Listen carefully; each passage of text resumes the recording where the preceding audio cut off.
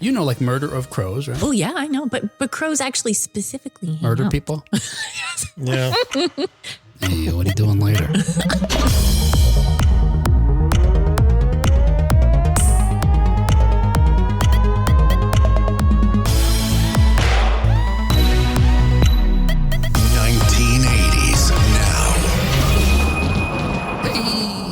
Welcome back to another episode of 1980s Now, a weekly examination of the importance of 1980s pop culture and its influence today. Hey, my name is Will, and joining me, as always, are my friends and co-hosts, Kat and John. Hey, guys. Hello. Hello, guys. Hey there, friends and co-hosts. Hello. And hello to everybody that's watching us right now as we live stream on YouTube and Facebook as we record this episode. If you are watching us live right now, say hello in the comments because otherwise we don't know you're there. Doesn't let us know. And I was going to make a segue just now about speaking of people that that no one knows is there. Visit John at Gen X Grown Up. But it's so wrong because with nearly 50,000 followers on subscribers on YouTube, lots of people know he's there and like what he's doing, and you should check it out as well. Thank you. Hey, on today's show, we're going to be discussing some of the films released during what I believe is the best year for movies, 1984. And I've done the math. Yes. Each of those is celebrating its 40th anniversary this year. Good math. Good job. Back in my day, we had good movies. And it's probably no coincidence that, and they gave a couple of sequels to 1984 films that are premiering. There's one in the theaters we just had, and one that's coming up streaming. And I'm going to give you guys, I'm just going to tease this for you guys right now. I worked really, well, I won't give you the results, but I worked really hard at trying to statistically prove, objectively prove that 1984 is the best year for movies. I won't tell you what I found out yet, but okay. I did the work. Ever? I did the work. I don't think it's such an uphill battle. It's a pretty easy argument to make when you start looking across the board. Yeah. Yeah. I mean, look, but that's really just. Did you find that not to be the case? Well, We'll see. anecdotally, subjectively, I agree with you. But when someone says to you, I think 82 was a better year, for example, or 2002 for that matter, then it's you know, you want to remove it from the realm of our just sort of subjective arguments to be able to say, that's fine, but look at this spreadsheet. Look at the numbers. There's a spreadsheet involved. There you go. Exactly. Hey, before we do that, though, we're going to review current news stories related to 1980s media, including we've got some, speaking of stats, we've got some stats with regard to the Roadhouse reboot. If you remember, we just talked about it last week, and at the time I said, well, we don't have any numbers yet, so we're not really sure how successful they were. We certainly don't have a box office that we could use to compare to the old film, but we do have some numbers from Netflix, or Amazon rather now. Kevin Smith directed a movie set in 1986. Tell you what that's all about. The 1984 Scorpion hit song "Rock You Like a Hurricane" was nearly R-rated. We're going to talk about that. And a streamer has just added 20 films from 1984 to their catalog. There you go. There's a place you can watch They them. know. They get it. If you're subscribing, you can watch them there. They looked at your spreadsheet, no doubt. Well, maybe. We'll talk about it. What it was, Will did all this research. He impacted the Google Analytics so that when they went to look, like, oh, there's so much search on these movies, we better add them to the streaming. You directly impacted it with your research. The problem is, I might explain it, John, because their list is quite eccentric and eclectic. Let's say eclectic. More eclectic, less eccentric. And there's so many films that are absent. I'm sure it's licensing issues, but maybe not comprehensive. Right. Maybe it was because of this weird way I was searching. Because I was looking up some obscure movies from 84 and some lesser popular ones, just so we could talk about them later. All right. Hey, before we get going, though, officially, I got a couple of announcements. One, hey, last week, if you listened, I did play a promo for our new friends over at the Children of the 80s. It's a podcast that began in 2023, and I just found out about them. I'm trying to do a better job of listening to other shows and seeing what other folks are doing in our space. And I certainly invite you to check out Jim and Lindsay. They are a husband and wife, but much like us, they... So wait, they are a husband and wife? Yes. And they're doing a podcast? And they're still a husband and wife? I wanted to ask you guys that. Yeah, thinking about Jim and Lindsay, do you think, either of you, do you think you could do a podcast about any subject? One that would be appropriate with your spouse and still, you know, be productive and get beyond the first few episodes? There would be a few episodes. I don't know how many. before they called it off. Before you ran out of stuff We're not to doing say? this anymore. We're like, look, it's this show or our marriage. Pick one. I got a good name for Kat's podcast with her husband. Oh. You're still here? But who's saying that? Which of the two is actually, or is both? For the audience to Depending on the decide. episode. Yeah. John, you think you could do a podcast with your spouse? No. She'd never go for it, and it would be too... I'm too much of a control freak that it would drive her even more bananas than I already do. So that'd be out. Even if it's just about Star Trek, that wouldn't work? Oh, she'd talk about it. But if I... No. Check your levels. No. Get your camera right. I'm out. Yeah. This is just ridiculous. Yes. Right. It's like, you said this was going to be fun. I'm like, well, it's fun for me. Yeah. I hear that a lot, actually, at my house. Anyway, no. Yeah. You said this was going to be fun. You hear that a lot? Fun for me. Fun for me. Well, Jim and Lindsay are still together after all these episodes. Good for them. Chatting about 1980s nice. pop culture like we do, music, movies, commercials, TV, all that sort of thing. But they're a married couple and they have a different perspective. So if you like what we talk about here, you may like them. Check them out, Children of the 80s. And hey, one more announcement. Speaking of 1984 films, listen later this week for my interview with Lucinda Dickey. Yes, that Lucinda Dickey. Lucinda Dickey played Kelly in both Breakin' movies. And she also was the star of Ninja 3, The Domination. Oh my gosh. I just watched that for the first time. It's fantastic, Ever. isn't it? It's every movie trope you could think of from the 80s, they stuck in this movie, John. Everything. Not even kidding. Everything you don't want it to be. Yeah. And what's really cool is, so Lucinda, I can't think of anybody else that's done this. She was in 3 movies that came out in 1984. Now, that might be a feat that other folks have done. But one of those films was a sequel to another that came out 6 months earlier. I don't think that's ever been done. It's just nuts. Anyway, that deserves a special award. Yeah. Anyway, we're going to chat with her about how she got involved in the movies in the first place. And came to do these roles and some of her experiences behind the scenes there, but while she worked on these films. And spoiler alert, you may know this because you haven't seen her in any films lately. After she did these 3 movies, she did one more and she was done with Hollywood. Right. Wow. Maybe she had lived enough of the Hollywood life by then, She had 3 films in one movie. She's like, all right, I got it. Just like a podcast with your spouse. She's had enough. It's over. 3, yes. All right, hey. I had enough. Let's get caught up on 1980s news. I want to talk about movies. Oh, I know you love to talk about movies. I'll see, we're already getting challenged. Darth says, sorry, 1989 was the best year for movies. See, this is what I'm talking about, John. Like, what do I say? No. No. Well, first of all, he's not sorry. Good point. Al says, spreadsheet, John is in heaven. Oh, yeah, we know you love your spreadsheets, John. Well, John loves to be organized. Oh, yeah. Excellent. And John in the chat here says, hey, folks, Special K is the best. And if you know who Special K is, then you're going to want to listen to our chat with Lucinda Dickey later this week. All right, hey, this week in 1980s news, as reported by the Lad Bible, whatever that is, I don't know what that is. But according to them, Roadhouse fans are all saying the same thing about the remake. Now I was like, what are they saying? Right? It's one of those headlines. Yeah. And it turns out, no, they weren't saying, why did they make this? Which is what I thought it was going to be. No. Now, it turns out with over 50 million views over the first 2 weekends since its release, the remake of the 1987 film of the same name is the biggest movie Amazon has ever produced. And they've produced quite a bit at this point. They're still pretty early relative to the other streamers, but it was huge. The movie is not, however, without its controversy, as you guys recall. Most recently, we reported that producers may have used AI to complete the film in order to meet a deadline that would have required that they relinquish the rights of the film back to the original screenwriter. And they were like, no, we're not doing that. Bring in the robots. Hey, I just realized maybe Conor McGregor's AI.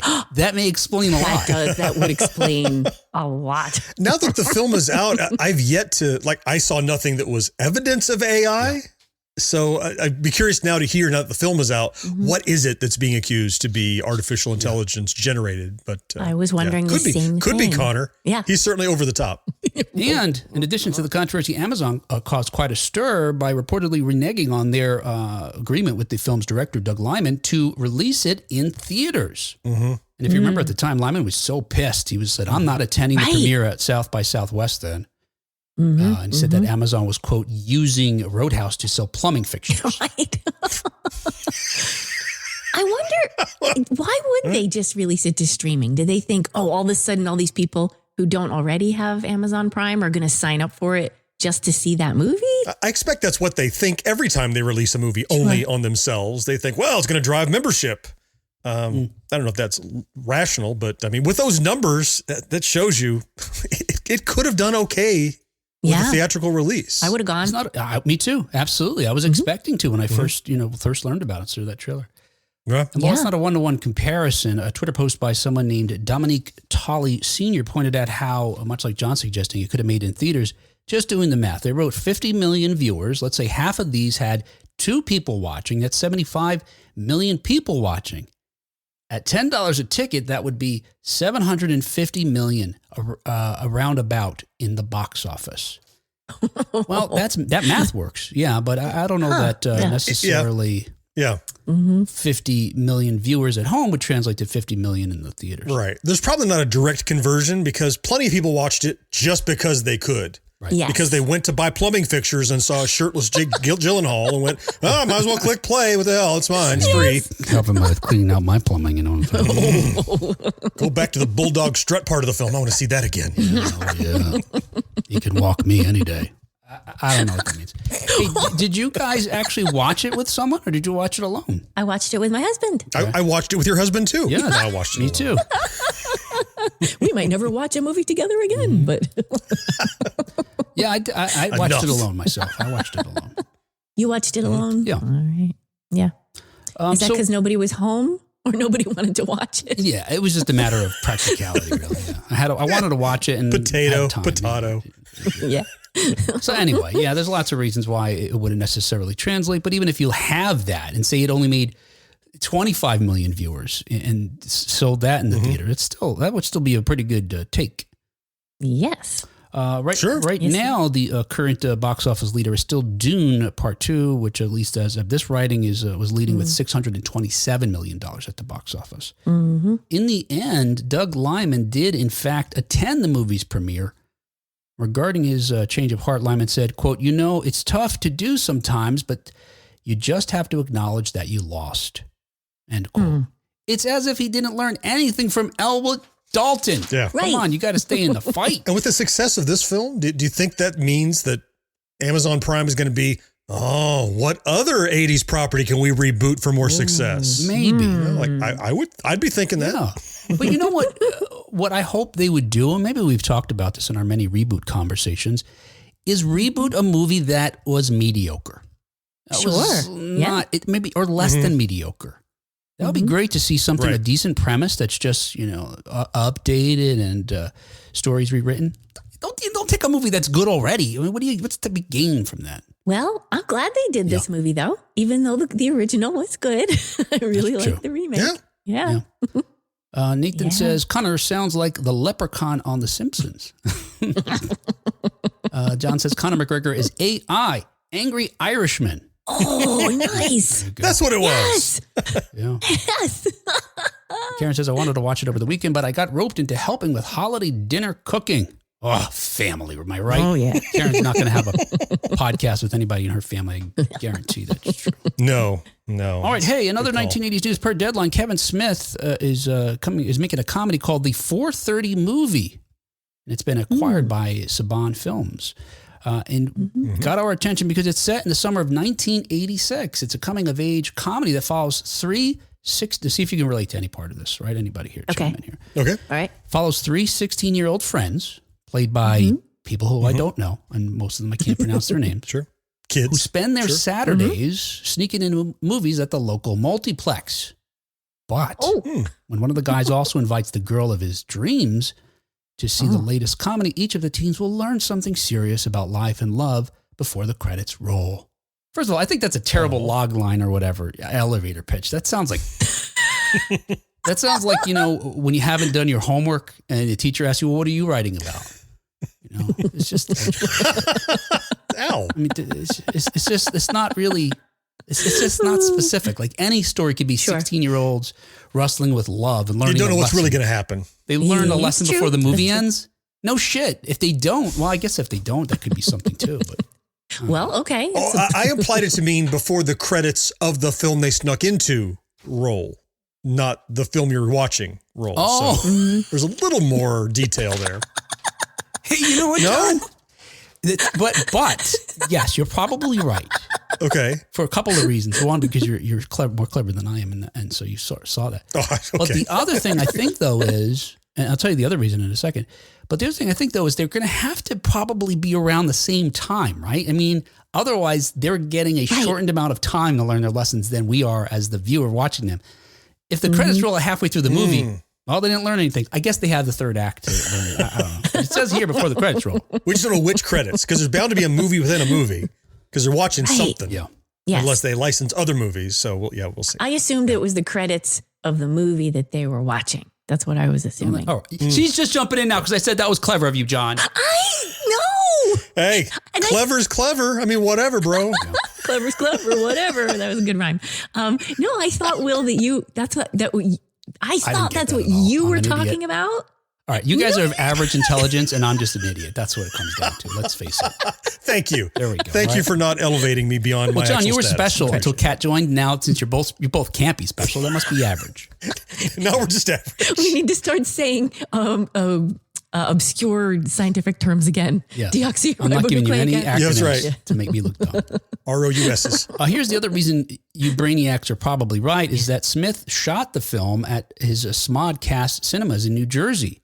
That's the same movie theater that he haunted every weekend when he was a teenager, and now he co-owns.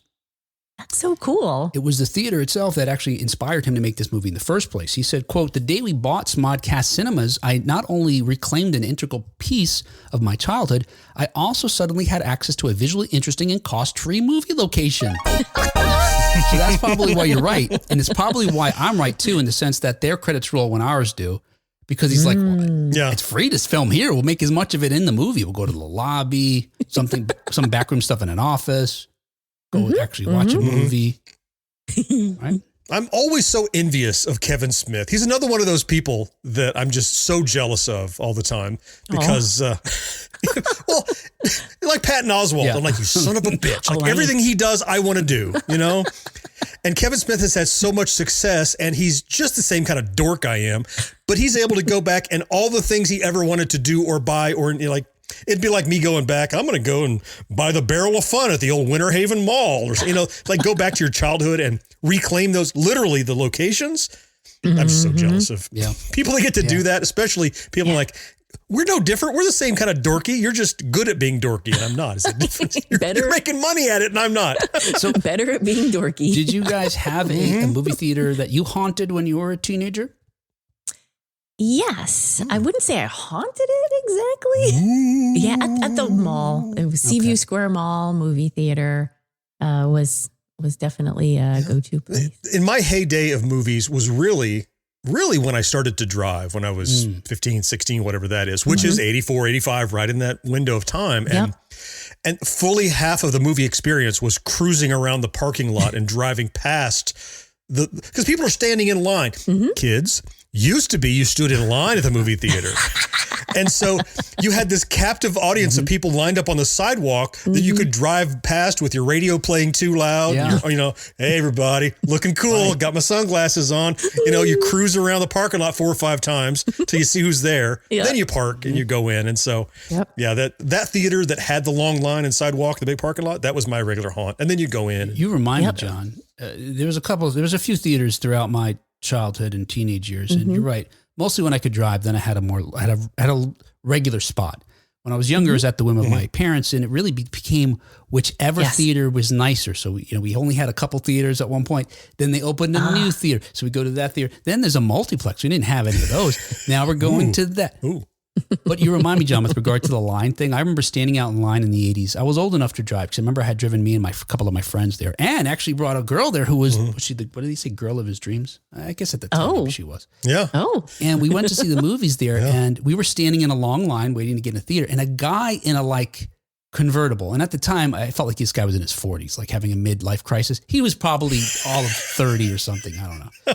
But he pulls up He has a convertible Mustang. He puts the top down. He's got like a woman with him that seems too young for him.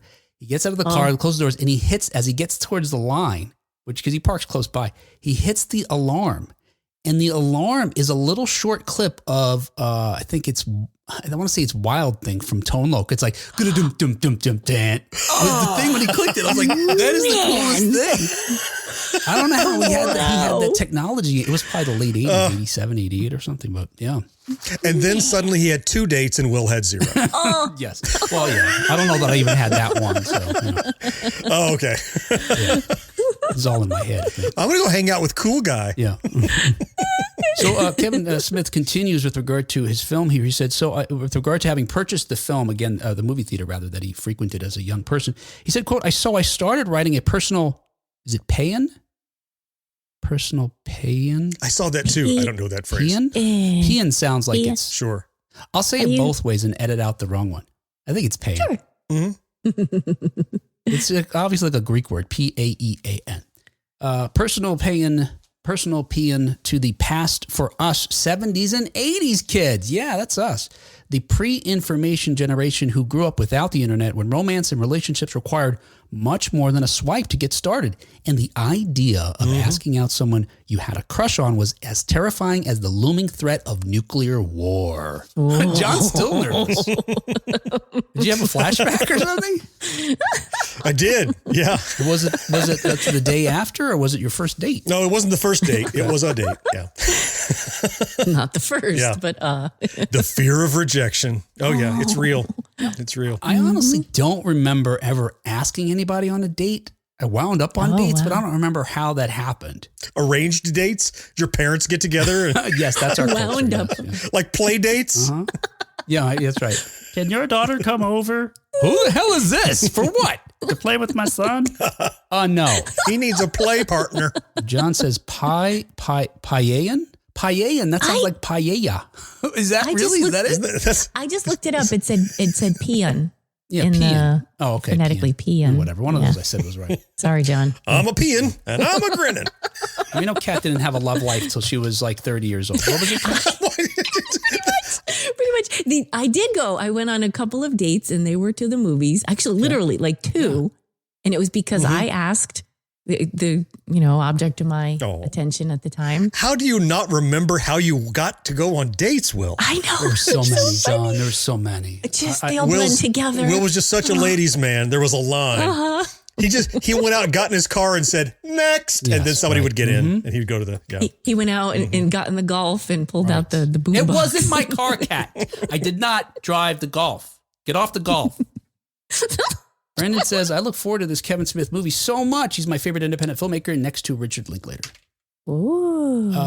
Karen says, we had a really cool arcade next to our AMC, but the one I went to the most was one that opened when I was in high school. Huh. Al says there was a classic movie house where I grew up. They tore it down in 92. Such a sad day. They were losing too much money in the Cineplex. Yeah, I know. And now, and that's the other thing about that, Roadhouse that we talked about. It was, you got to put these movies out there so these theaters stay open. Yep. All right. Hey, another 1980s news. As reported by Classic Rock, the Scorpions' Hurricane was originally R-rated. For folks who aren't even fans of rock, you know this Scorpions song. Scorpions are one of the most enduring rock bands. In the late 70s, early 80s, they had albums such as Love Drive, Animal Magnetism, and Blackout. It turned them into one of Germany's most successful musical exports. But their elevation to the music big leagues came with 1984's Love at First Sting, thanks in large part to the hit song Rock You Like a Hurricane. Which at the time, and probably because I'm naive, I didn't think anything about the song as far as what the implications were, the innuendo. Well, it had rock in it, so it was a fun song. It's about partying. Sure. Yeah, that's what I thought. It had the word rock, and I thought they just really know how to enter a room, I guess. Damn, they seriously rock. They're rocking like a hurricane. Yes. Living in Florida, I know how hurricanes rock, so they are serious rockers. It makes me think now, and obviously, unlike today, and we'll talk about that in a second, because the songwriter from Scorpions who wrote the song makes a comment about this. Unlike today, songs had to imply things, how to use innuendo, how to create other lingo and jargon to get their message across, because otherwise it wouldn't get radio play. And then in the 1980s, it wouldn't be on MTV. you'd be dead. You're done. So, yeah, it makes sense. And now it has me thinking about a bunch of other rock songs that I liked or other songs that I liked that use the word rock. Like, come on, feel the noise. Girls, rock your boys. Okay, maybe that meant something else. But what about this? This is just puts a terrifying image in your mind. We will rock you. Run! The whole band is coming to rock us. Oh, no. Anyway, well, this Hurricane song could have been very different. In a brand new interview in the latest issue of Classic Rock, the former Scorpions drummer Herman Rarebell, I'm going to say, talks about the making of that album, Love at First Sting. He co-wrote, as I mentioned, Rock You Like a Hurricane with the lyrics, at least, with the singer Klaus Meine.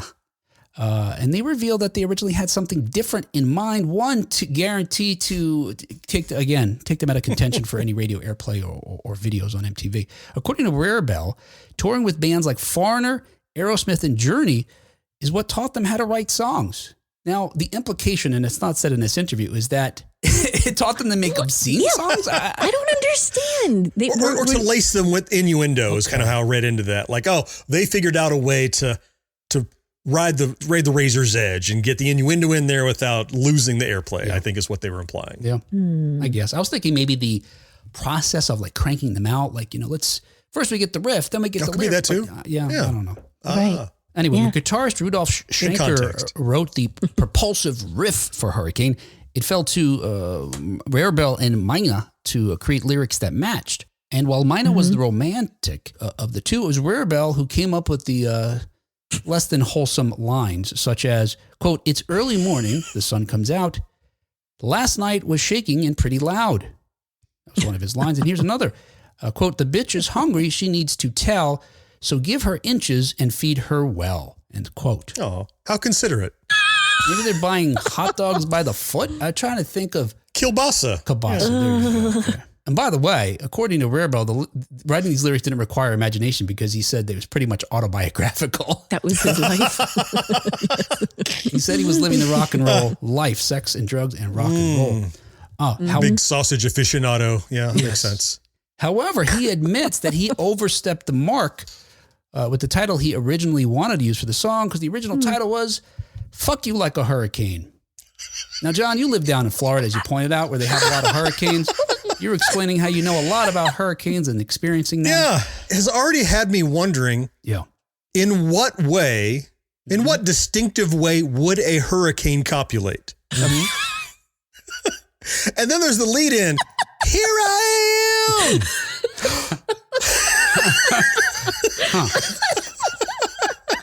So you, I see on the storm tracker, you're coming in any moment now. Yeah. We expect Hurricane Will to lay about 10 inches of rain. Oh, thank you, John. Thank you. Appreciate that, John. What category? You got that right. 3, 4, 5? Expect a lot of precipitation. Oh, no. Look, Will doesn't even remember how he got dates, so he's at best a tropical depression. Yeah, that's true. You got it. No, you got it, John. But according to Rarebell, the record company looked at him and said, "Are you out of your mind?" Here I am. Rarebell adds, and this is what I was alluding to earlier, that the title... Okay, Cat? Cat's having... I will be. Sorry. Rarebell notes that the title, while it would have been controversial in 1984, it would barely raise an eyebrow today, saying, quote, "There are all these songs that go motherfucker asshole. Now you could release Fuck You Like a Hurricane and nobody would give a shit." And it's, wait, is that a song? Is there really a song? Oh, we're going to do it. If it's not, we're going to do it. I don't know. Oh. Okay. See if I have any beats. Band camp, here we come. No, I don't have anything on here. Tornadoes involved. What other? All right. Hey, finally in Tsunamis. 1980s news, as noted by Screen Crush, Netflix, you got a warning. I know the hurricane's warning you, right? The phenomenon is warning you. I know. I'd rather have that song now. I'm stuck. I'm like, I like the song already. Yeah. Now I like a remake. Where's Amazon? Can we get that remade? You want the uncensored version? Right. I don't want the rock you like. Yeah. I want the dub. I want to be defiled by the hurricane is what I would like in my new version of the song. It's not aliens. It's a hurricane. Yeah, John. Pick it.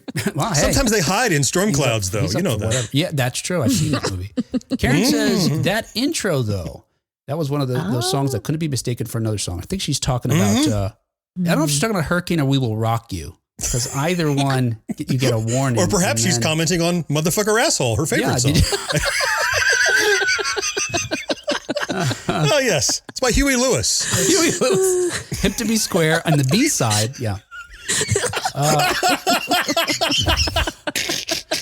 Hey, and finally, in 1980s news, as noted by a Screen Crush, Netflix has added a collection of films from 1984. Thank you, Netflix.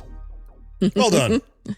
Woo. Netflix's cinematic gimmick for 2024 is what they're calling milestone movies. By that, they mean films that are celebrating big anniversaries this year. So they've already added a collection of films that turned 50 because they were released in 1974. And this month, as of April 1st, they've uploaded 20 titles that were originally released in the best year for movies, 1984. That's where it gets a little weird, though, is what movies they've uploaded. Because I mean, technically they're 84 movies, so they do have an anniversary. Yeah, the selection, as you said, is not. They're not all winners. And you probably heard of most of these. But what's curious is that of the highest grossing films, I'm talking about at least it's just the top 10. They only have 2. Wow. Which is a Beverly Hills Cop, for which, as I mentioned, Netflix has got a sequel coming out later this year. And Footloose are the only 2 top grossing films. They don't include anything else that would have rounded out the top 10, Ghostbusters, Temple of Doom, Gremlins, Karate Kid, those other films. But they did include that year's Academy Award winner for Best Picture, which was Amadeus, and another one of the Best Picture nominees, A Passage to India. And I'll just rattle off the remaining films from the 20 here. 2010, the year we make contact. A Nightmare on Elm Street, that's a good one. Against All Odds, Birdie, Body Double, Conan the Destroyer, Falling in Love, Firestarter, Firstborn, Iceman, Joy of Sex, Mickey and Maude, Moscow on the Hudson, Places in the Heart, Repo Man, The River, 16 Candles, Starman, and Top Secret. Off the top of my head, I think I've heard about 55% of those films, maybe 60%. I was going to say about half of those ring a bell and half of those are like, You can imagine it's less for me. Is that right? Well, I think maybe I'd heard of about 50%, but I have not seen more than I have seen of that list. A lot of them remind me of walking down the video rental aisle. Even if I haven't seen those movies, I've seen the boxes of those movies. Okay. Yeah. Because they came out in the early 80s. They were on VHS walls. So, several you listed, I'm like, never seen that, but I've seen the box. Never seen that, but I remember going, I don't want to watch whatever that is, right? Because it sounds like something I don't care about. But familiarity, the way you don't get familiarity now where things are suggested by an algorithm, you saw everything back then. So I think that fed my familiarity with that list more than anything. Same for me. A lot of it was rentals. And then whenever HBO was showing, over and over again. Yeah. When you got the HBO magazine that on the front of it, what's new this month, and you start going through. Yeah, the little HBO book. Yeah. We only got that for a short period of time because I think at some point we were like, not bootlegging. What's the equivalent of pirating, I guess? We had some kind of shady thing, an antenna that picked up HBO because we didn't have that. Somebody sold your dad a decoder box, one of those hacked decoder boxes. But it had like an antenna on it. Oh, did it? Okay. Yeah, that we had to have on the roof because we didn't have cable in our city, I don't think. Or certainly didn't have a premium. Did you have a satellite? Did you have a little satellite? No. Really? It looked like something out of a sci-fi movie, like from the 1930s or 40s, like Flash Gordon. It was like a pipe with differently shaped metal rings on it, I think. Yep. It was probably 3 feet long. It was on our roof. Anyway. Sounds like a probe. I think it probably was pulling down satellite signals, a thing like that. Yeah. I think so. Yes, maybe from the big satellite that was feeding some other city that had it. I don't know, Right. Regional. Yep, I think so. Anyway, we had HBO. So we didn't get the booklet because we were stealing it, I guess. Lucky you. Michael says Val Kilmer's first movie was Top Secret. That's right. And in fact, Val Kilmer was the youngest, I don't know if it's true anymore, but at the time certainly he was the youngest person to be accepted and attend Juilliard. And I think that he left Juilliard without graduating so that he could star in that film. Wow. Okay. Darth says, what about The Last Starfighter? Well, it certainly came out in 1984, but it's not on Netflix, I suppose. Yeah, it would be great if it were. And Marty McFly, looks like it says, most of those are Kat's never-ending watch list. Oh, yeah, there you go. You Kat, are not wrong. I'll send you this, Kat. You just add it to there. You're not wrong, Marty. All right. Hey, that was 1980s news. Hey, our independent podcast is brought to you every week by folks just like you. So if you'd like to help us out, please follow us on the podcast platform you're listening to right now. Subscribe to our YouTube channel. Share an episode on Facebook. All of these actions just take a moment and are 100% free. But if you'd like to chuck in a buck and help us keep publishing the show week after week, please visit us at 1980snow.com/support to find out how you can send us $1 or $2. And thank you so much. It means a lot. Yeah, hey, we've been teasing it for the first half of the episode. Let's talk about films from 1984. Now, look, I'm not going to bury the lead here. For years, just anecdotally, by my own intuition, by having lived through that year and having seen a lot of movies in the theater, because gratefully my family at the time went, and gratefully I was old enough at this point to just take a couple of buses to get to the movie theater, and I would, which now blows my mind, because my kid is now around the age I was, and it's like, I can't imagine them doing anything like that, taking a couple of buses a few cities over. Yeah.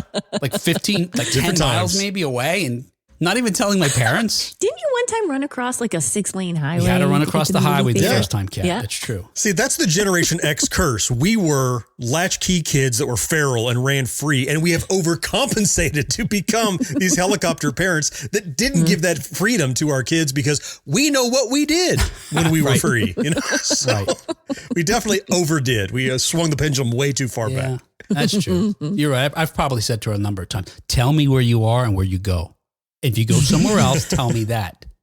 So you're right. My parents never said that. They didn't know where we were. I just showed up back at dinner time and they were like, eat. Mine were just be home by 10. If you're not, call and tell us why you're not going to be home by 10. Otherwise, yeah, I could be wherever. Now, what if neither of those happened? Was it there? We'll call the police. We're going to lock the doors. If neither of those happened, I just shouldn't go home. Yeah, right. That's what I was thinking. Just stay out. Yeah.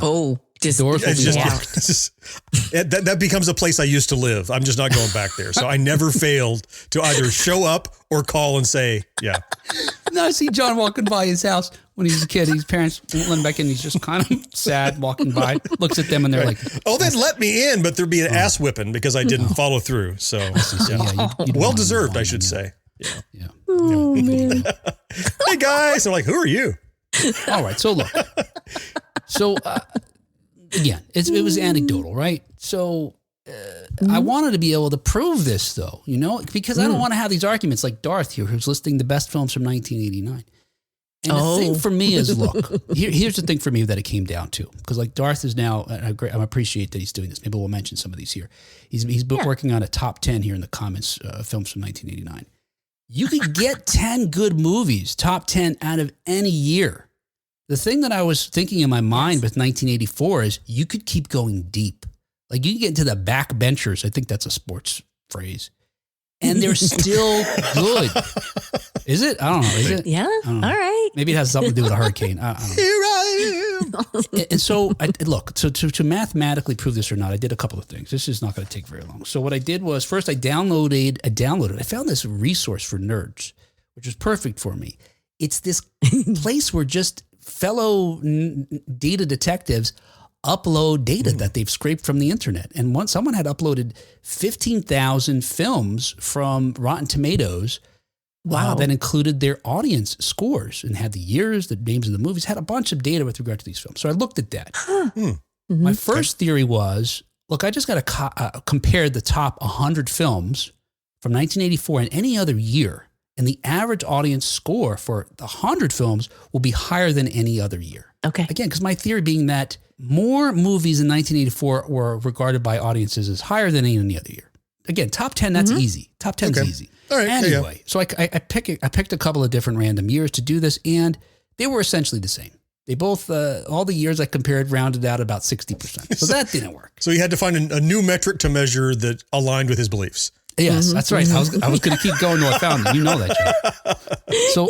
So here's my other thought. I thought, well, average might not work because if you have a few really high ones and a bunch of low ones, there's a lot of ways you could arrive at an average of 60 that wouldn't necessarily represent the fact that more movies had a higher rating in the 80s. Because maybe you had like 75 or 60 and then the last 25 or 20 or 13. To bring down the average or dramatically. Right. Obviously that would be less than 60. Yep. So the other thing I thought was, well, let me just count the number of films that have a 65% or higher. And I bet you 1984 has more than any other year. Again, I picked some random years in 1984, this time lost to the other years. So, so far, statistically, I'm unable to prove this. What I'm left with is just my anecdotal experience. There are a lot of variable factors in though, Will, because like versus how many films were released, because what's the percentage that are above 65 versus the number that are above 65. There's always a way to massage the numbers. All right. I got to get with you, John, on this because we're going to do it. We're going to publish a white paper on this. We're going to find a definitive. Yeah, that's right. There's going to be massaging of spreadsheets. It's just... Here I am. Yeah. Watch out. Massage you like a spreadsheet. He's got a slide rule and an abacus. Run. So well, what order should we do this here? I guess we'll do this first, right? Well, I'll just ask you guys. So we posted on Facebook a short time ago. I think it was top 30 because that's all we could fit on the screen at the time. Films from 1984 and asked people how many they had seen. And different people, obviously folks weighed in. There was quite a range with very few people saying they had seen none or a small number of them. And most folks, I would say, 50% or higher with not infrequently people saying they'd seen them all. I think out of that list in particular, I myself had seen all but 28 or all but 2 rather. Wow. All but 2. Wow. I think so. Wow. That's the top 30. I was just about to say people that said they'd seen them all are liars. And I only say that because what? When I looked at the list that we're talking about, there's such a spectrum of films that do not overlap interest. You would have to have such an eclectic taste in films to have actually seen them all, unless you were intentionally trying to just see all the films. Like, I want to see the AFI top 100, regardless of whether I want to or not. Someone like doing that for 84.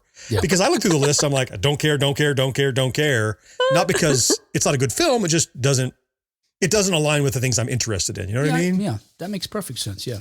So I gave you guys a longer list with 50. So I'm curious, out of the 50, the top 50 that came out in 1984, how many of those did you all see?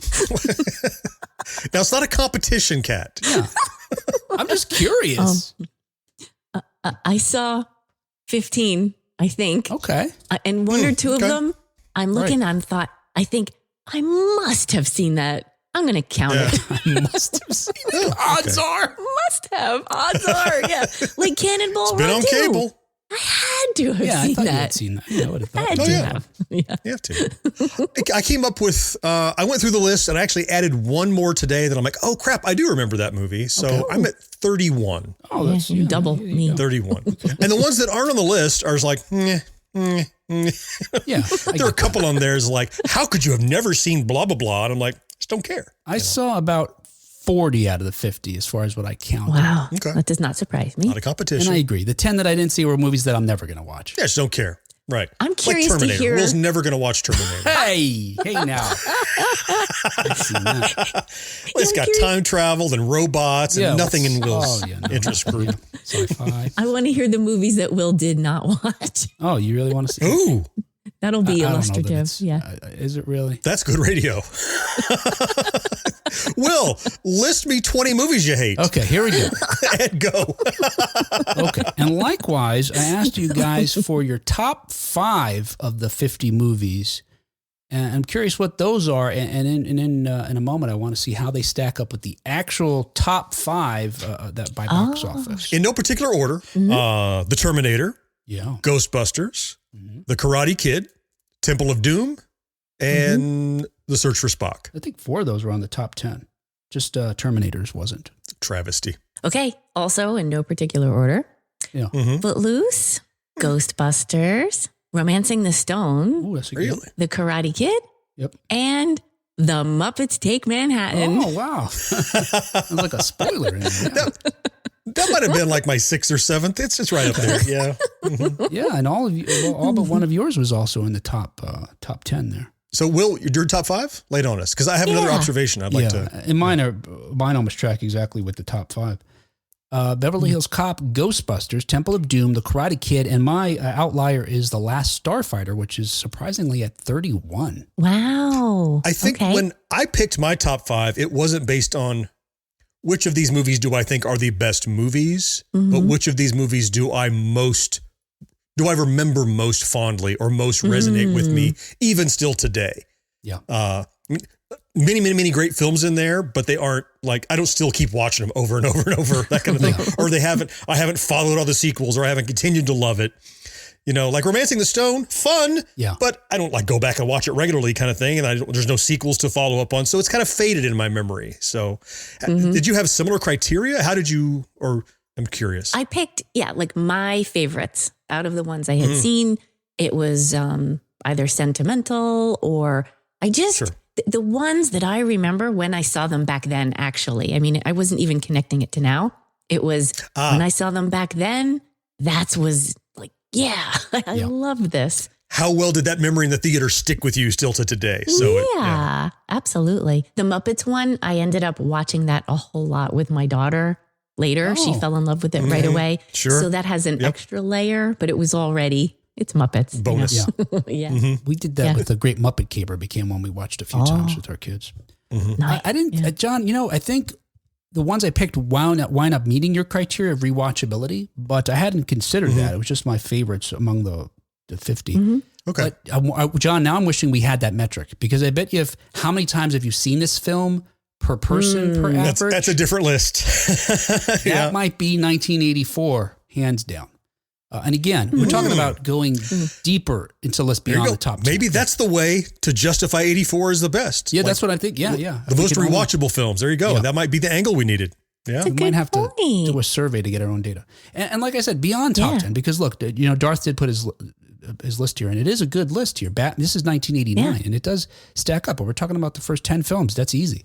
Batman, Ghostbusters 2, Back to the Future 2, Star Trek 5, Indiana Jones, Last Crusade, The Abyss, Major League, Naked Gun, Weekend at Bernie's. I think we're missing one, but those were all great films. Yeah, absolutely. But how deep can you go and still have a really good film? And I think that's where 1984 is different. I noticed we all had 2 movies in common, I think. All 3 of us had Ghostbusters. Oh. And did all 3 of us also have? And Karate Kid, right? I didn't have Temple of Doom because it wasn't super special at the time. Karate Kid. Did we all have Karate Kid and Ghostbusters? I think so. I did, certainly, yeah. I had those 2 as well. Me too. Yeah, that's funny. Karen asked, Last Starfighter is familiar. Didn't you guys cover that on Gen X growing up? Yeah, you did. We did, because it just had its 40th anniversary. Right. We did an episode all about it. Yeah. Yep. Yeah. So it's fresh in my mind. I probably hadn't seen it in 30 years and then finally rewatched it. I'm like, why have I not rewatched this in 30 years? I love that movie so much. Nathan says, I think Will interviewed the stars too. That's right. Yeah. I interviewed Catherine Mary Stewart twice. And we got Lance. And I got Lance Guest to join her on a live thing that we did too. Yep. They hardly ever, I don't know if they've ever done an interview together. They've appeared at some cons together, but that's also rare. So I was really particularly honored to be able to do that. Yeah, that was fun. There you go. All right. Big deal, Will. I'm really disappointed, Kat, that I guess I'm not disappointed. I'm not disappointed in the sense that you've only seen 15 out of the 50, in the sense that I'm judging you. I'm disappointed in the sense because that might mean that John may just run away with this, because once again, it's time to play. I ain't falling for no banana in my tailpipe. All right, so we are going to be playing a game here. John's going to run based solely on 1984 movies. This might actually be, fairly even. I'm going to be rocked like a hurricane here. Here Cat is. It may work out evenly anyway. Okay, here's how we're going to play. And I'm going to give you 2 sample questions. And folks, I'm going to give you this opportunity too, okay? Much like in some other TV game shows, I'm going to give you a chance to get a lifeline from the comments once per the game. Okay, so in one time in the game, you can go to the comments and see what folks are chiming in as. So I have the comments closed now. All right. Yeah. So I should close them now. Okay. So I'm going to give you 2 sample questions here, just so everyone can get to understand how we're going to do this, because there's an opportunity to get 1 or 2 points, and it's not nearly as complicated as it sounds. This is what I'm going to ask you. So it turns out, just as I alluded to earlier, that there are more than 2. I found at least a dozen, but there's certainly more, I'm guessing, stars that appeared in 2 films in 1984. And so what I'm going to do is give you a movie that they starred in, and it's the movie that was ranked highest among the audience score in Rotten Tomatoes. I'm going to give you a clue regarding to the second one that didn't do as well. If you can give me the actor and the movie, you'll get 2 points. If you can only give me one of those, your opponent will get a chance to steal both of those points by naming the other thing you missed. If your opponent can't do it, then you'll get the 1 point. All right, so here's an example, just so we could understand it. We could play this one. Everyone could play this one. Play along with us here. Okay. Here's the first one. Mm-hmm. The Terminator came out in 1984. We just mentioned one of John's favorite films. Here, here's the clue for this, sample question here. And again, so what I'm looking for is the actor that connects these two movies. And the other movie that was not regarded didn't do as well, according to audiences, at least. Here's the clue. This epic sword and sorcery film was the sequel to the 1982 film that made its lead a movie star. Arnold Schwarzenegger, Conan the Destroyer? That's right. Nice. That was the last one I'm going to know, by the way. Okay. All right, here's another example, Kat. See if you can get in on this one. This is just a test one. This is just a practice one. Splash. I love this movie. So the other movie is this film follows a soon-to-be married character who is the guest of honor at a night of drinking and debauchery. John's going to take it. John's going to get it. Go ahead, John. Is it Bachelor Party Tom Hanks? That's right. Wow, I was just joking that John would run away with this. I thought it'd be pretty even-handed. I should have just taken a stab. That's the last one I'm going to know. That's the last one. That's it. And that's true because the rest of them are hard. I kept the easy ones up front. All right, here we go. Once again, it's time to play. I ain't falling for no banana in my tailpipe. All right, hey, here is the first real question. Let's see, folks in the chat are getting this. Got those ones right. Marcus, like I said, mentioned Bachelor Party, Nathan, Bachelor Party, Al, Tom Hanks, Bachelor Party, and so on and so forth. A lot of smart folks. So look, you're going to have a chance to turn to these people here once per game if you can't get an answer right. The first one I decided before the game here, did a random thing, and John is going to go first. I'm glad I did well in the sample questions to make up for how poorly I'll do in the actual game. You're going to be fine. Here you go. Ready? Look, the first one is Ghostbusters. And here's your clue with regard to the other film and actor. Columbia Pictures agreed to make this drama that follows an ambulance driver in World War I in exchange for its star to also star in Ghostbusters. Ambulance driver in World War I. See, I told you I wouldn't get any more of them. Sounds like something I haven't seen. If you give me the actor, you get 1 point, but Kat will get a chance to steal with the movie. If you can't steal, you'll get just the 1 point. Well, Columbia Pictures, and so if you're vying for stars around the time of Ghostbusters, I'm gonna guess that it's Bill Murray, but I can't imagine because I can imagine him in a film, the ambulance film, but I don't know for sure. That's my guess. That's right. Bill Murray is the actor. Okay. Wow, Kat, nice. do you know the film? Nope. No idea. All right, so John gets the 1 point, and the movie we were looking for is Razor's Edge. The Razor's Edge. You've never seen it. There we go. There we go.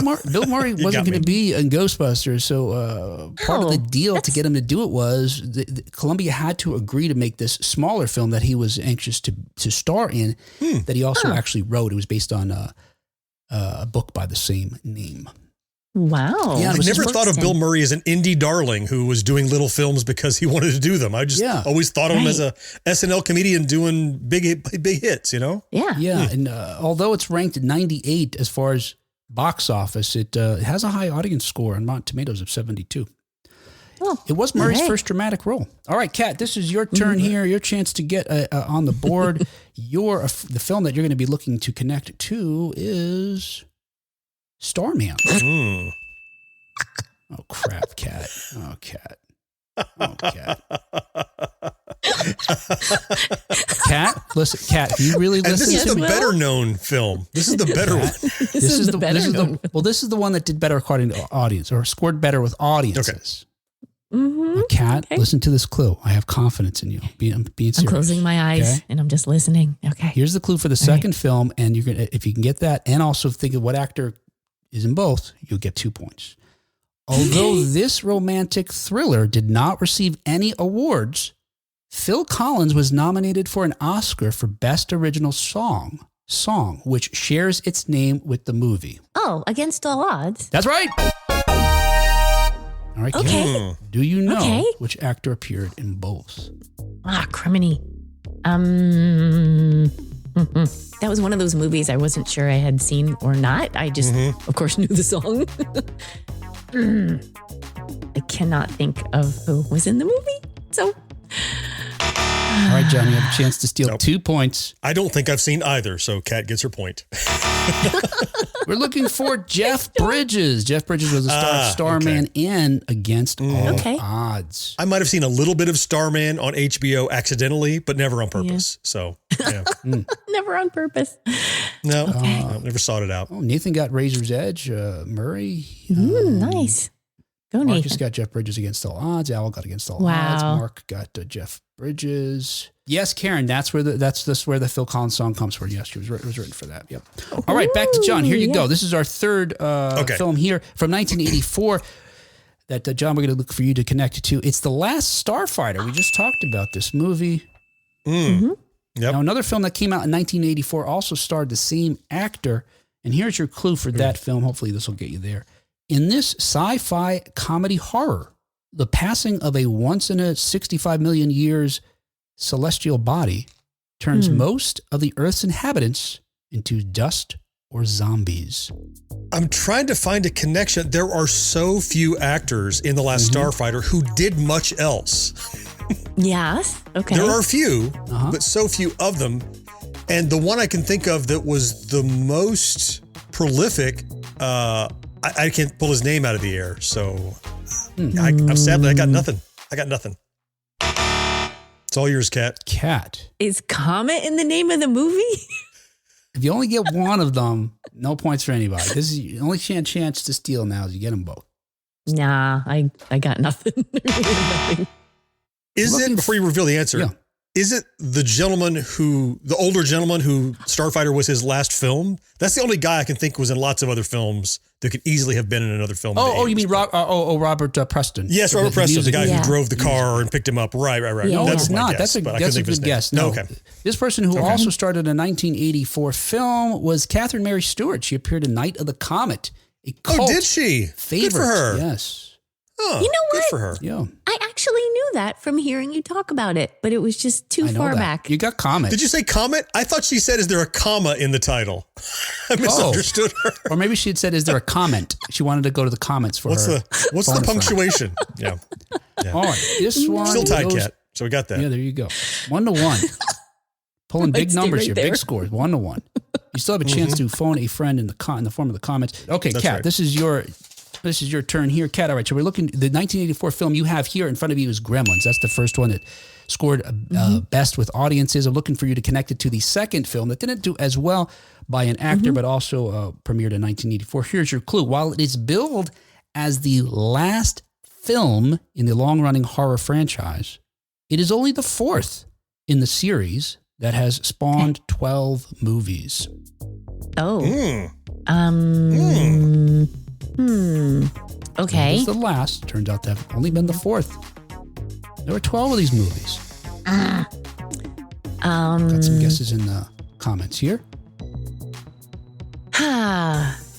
Well, I could take a stab, or I could ask a friend. I think I'm going to ask a friend. Oh, okay, all right. There you go. Ghostbusters, what do you want? So for folks who don't know, the comments here, Marcus says Feldman, Friday the 13th. Nathan, Friday the 13th. Okay, Al, but it has to be the specific Friday the 13th movie. I guess the fourth Friday the 13th movie. Right. Okay, well, to that end. Will's clue was a giveaway. Will's clue was a real kind of... She doesn't know movies. And I see the name Corey Feldman multiple times. Yep. And I remember him from Gremlins, so that's got to be it. Corey Feldman and Friday the 13th, the fourth one. That's what you're going with. Yes. All right, we'll just give it to you. Here you go. Is it the final chapter? Corey There we go. That's what I thought it was. The final chapter, yes. She even had the word, he had final right into the clue. And I'm like, oh, he's giving it away. No. Yeah, and someone actually wrote it in the comments. 2 points for Kat. Well done. Yes. All right, so it's currently 3-1. John, here is your clue for your next next tiny whatever. I don't know. What do we call this game? Whatever. I ain't falling for no banana in my tailpipe. John. Yes. Your film, your A film, let's call it the A film, is Streets of Fire. The That's B a good movie is described as the following. This sci-fi film is loosely based upon a since debunked urban legend regarding the disappearance of a Navy destroyer, the USS Eldridge.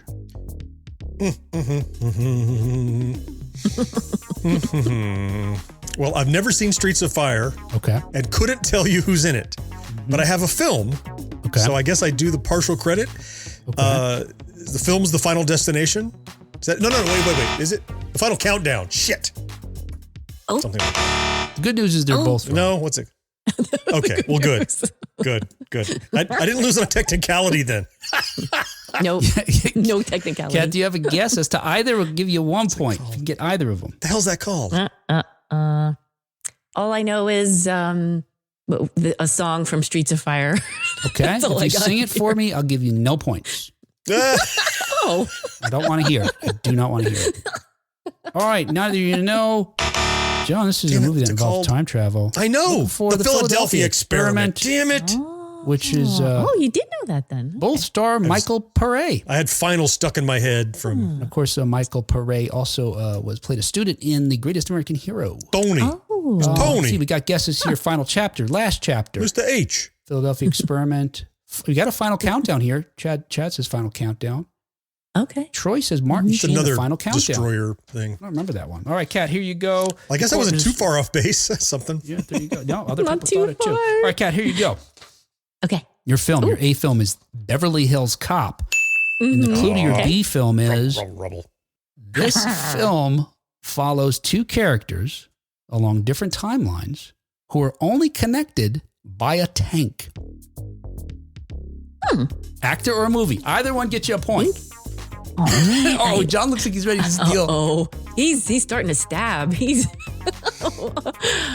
Now, if you get one, my John Roadhouse gets the other. stabbing. He'll get both points. That's your roadhouse stabbing.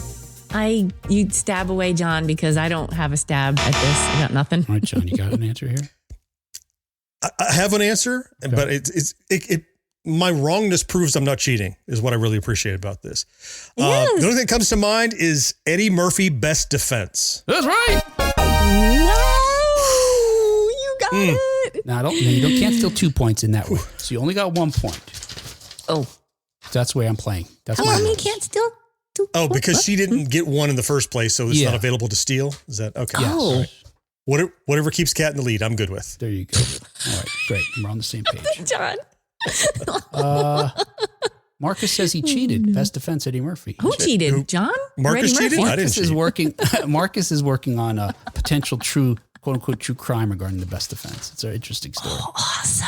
Ooh. that we hope to bring you, or not, but we probably will somehow. All right, here you go. Here is the next one. This one is for John. Me. Yep. John, Ooh. your A film is Ready. The Terminator. Sure. Now, didn't we see this one already? Interesting. Here's your B film. This slasher film was adapted from Stephen King's 1977 short story of the same name that featured an agricultural-based demon. Okay. Right? So even the movie and the actor that is in both, you get 2 points. If you get one or the other, you get one, but Kat has a chance to steal both. Yeah.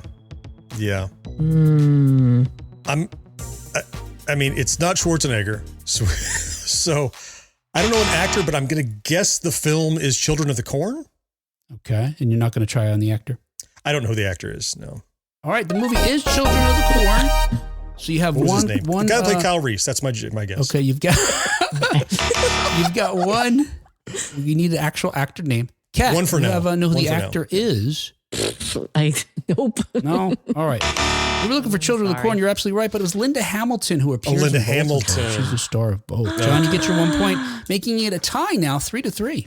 Woo. Yes. And I still have a phone a friend. Yes, you do. Yeah, and John, and you're only going to get one more question, John, because you got Kat's going to go, you're going to go, and then Kat will Well, I get the bet I final phone a friend question, on so- it. Yeah, that's how he played. I bet that was his strategy, right? All right, Kat, here you go. Here's your A movie from 1984. It is The Muppets Take Manhattan. Oh! Gosh. Kermit the Frog Why can't this be here. the B movie? Yeah. All right, now, Kat, Yes. I'm going to give you a little bit of a help here in this regard. But since you've seen it so many times, you probably don't need any help at all. There's a lot of people in that movie. There's a lot. Okay. That's the problem. That's the only help There's a we need. lot of people. And I'm not great at remembering actors' names. That's one of my then big you're in downfalls trouble. here. Oh, you There you got go. this, I'm in big Kat. You trouble. got it. All right, just give me We'll the movie see. then. Here you go. Here's your clue for the B movie. The movie that didn't Okay. rank as well among audiences, although it probably still scored pretty high. While many of the characters are fictional, a real-life Harlem hotspot is at the center of the story. Yow! That's my sound for hotspot. It sounds like James Brown. Hot spot like a hurricane.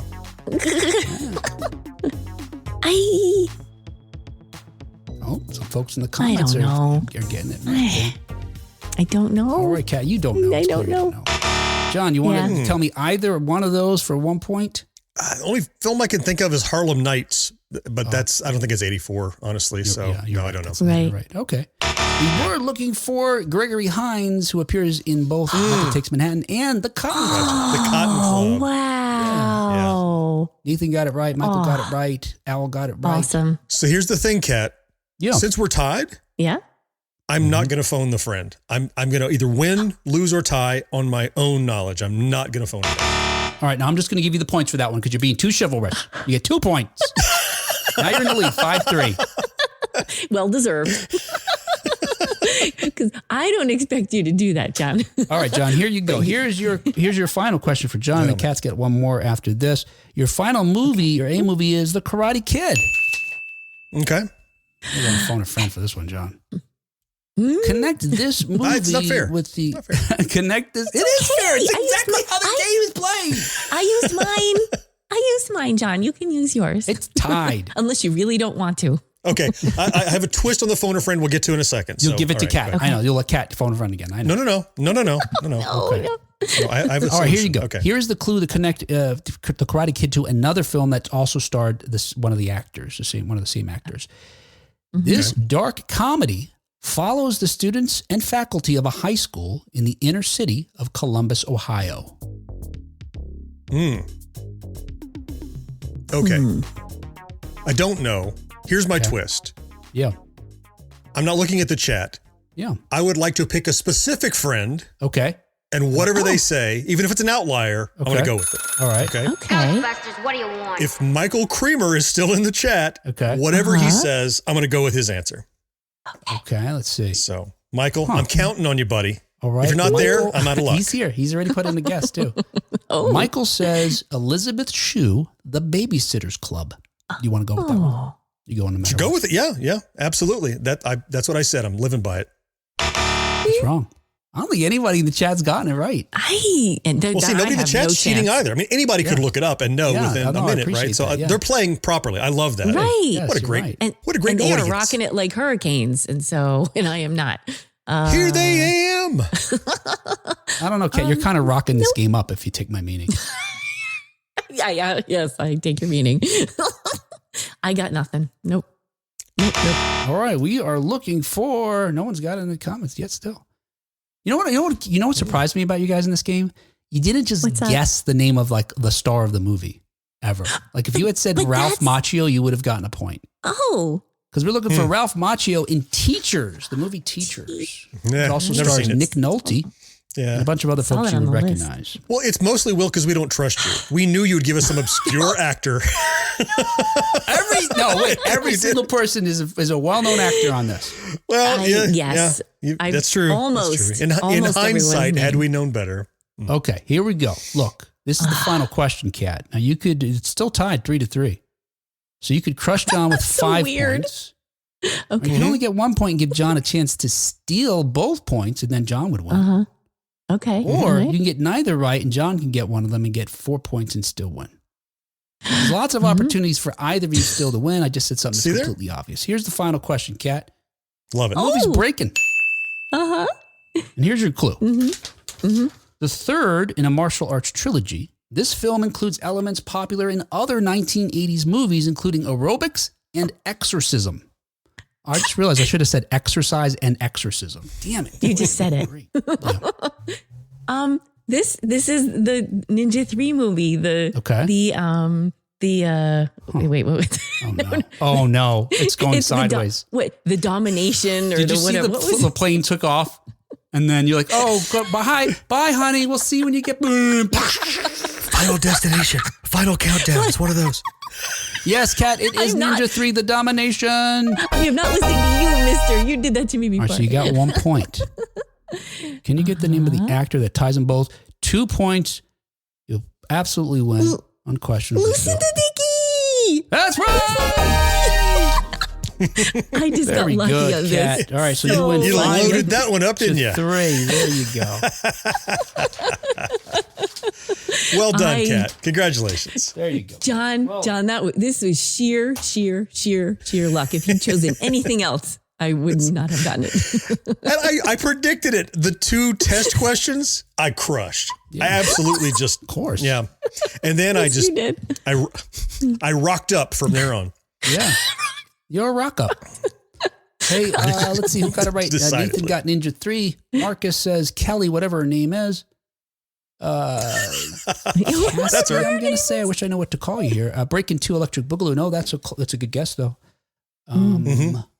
And some other folks said some other things. There were no ninjas in the second break. No, that's true. That's true. No, that's too bad. That's right. No. Real missed opportunity. Yeah. Hey, there's a lot more things that can be said about films from 1984, and we're going to say them throughout the rest of the year because we're celebrating the 40th anniversary of so many good films, and we're going to be celebrating some of the songs and albums that came out this year as well.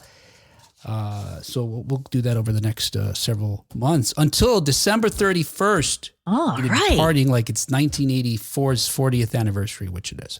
All right. Meanwhile, that was our show. And our show is brought to you thanks in part to our early adopters, Karen Flieger and Rick Parker. Yeah, all right. Hey, guys. Thanks, guys. And thank you especially to our secret of our success level Patreon supporters, Tony Great, Nick Guillory, Craig Coletta, Matt Marino, John Henderson, Brandon Greer, and Marcus Taylor.